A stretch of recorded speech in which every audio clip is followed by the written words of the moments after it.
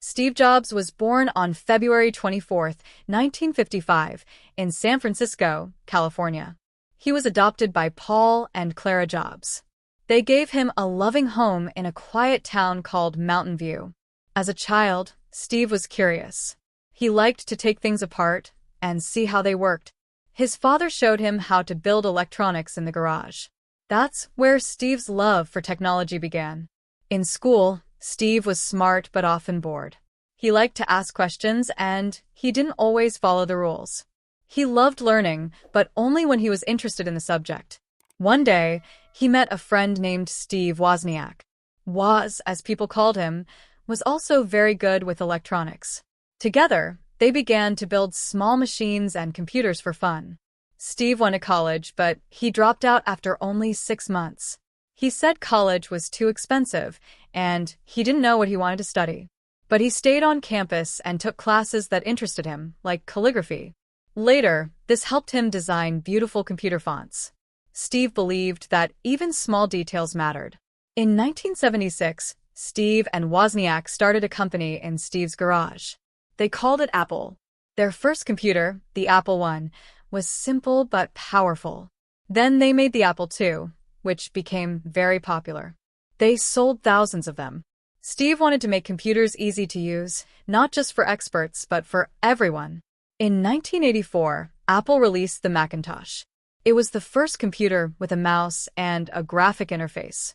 People could click on pictures instead of typing commands. It was a new way to use computers. The idea came from a visit Steve made to another company, Xerox.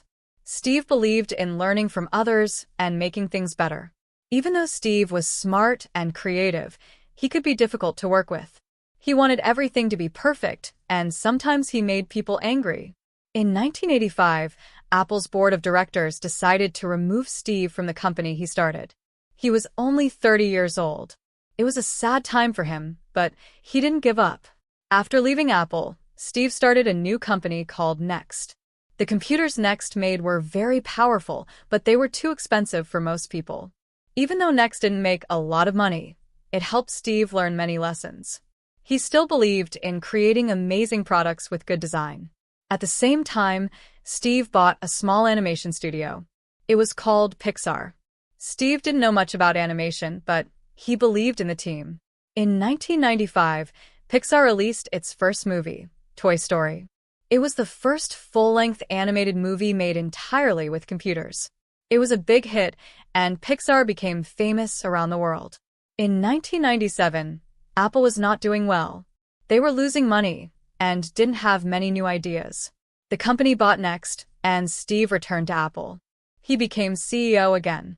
This time, he was more experienced. He knew what worked and what didn't. He wanted to make Apple great again. Steve's first big product after returning was the iMac. It was colorful, fun, and easy to use. People loved it.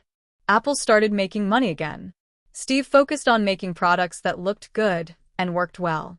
He believed that design was just as important as technology. In 2001, Apple released the iPod. It was a small music player that could hold 1,000 songs. People could carry their favorite music everywhere. It changed the music industry. Steve also created the iTunes Store, where people could buy songs online. It was easy, legal, and cheap. Apple became a leader in digital music. In 2007, Steve introduced the iPhone. It was a phone, a music player, and an internet device all in one. It had a touchscreen and no keyboard. People were amazed. The iPhone changed how people lived, worked, and communicated. Today, smartphones are a part of daily life, and it all started with Steve's vision. In 2010, Steve presented the iPad. Some people didn't understand it at first. It's just a big iPhone, they said. But the iPad became very popular. People used it for reading, games, videos, and work. Steve believed that great products should be simple, beautiful, and useful. Steve had been sick for a long time. In 2003, he found out he had cancer. He continued to work for many years, even when he felt weak. He gave his last big presentation in 2011. In October of that year, Steve Jobs passed away. People around the world felt the loss. He was only 56 years old. Steve Jobs changed the world. He didn't invent the computer or the phone, but he made them better.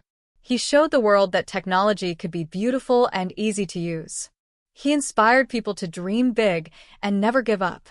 Today, we remember him not just as a businessman, but as a visionary who believed in the power of ideas. Thank you for watching this story on the English Club. Don't forget to like, share, and subscribe for more simple English stories. See you next time.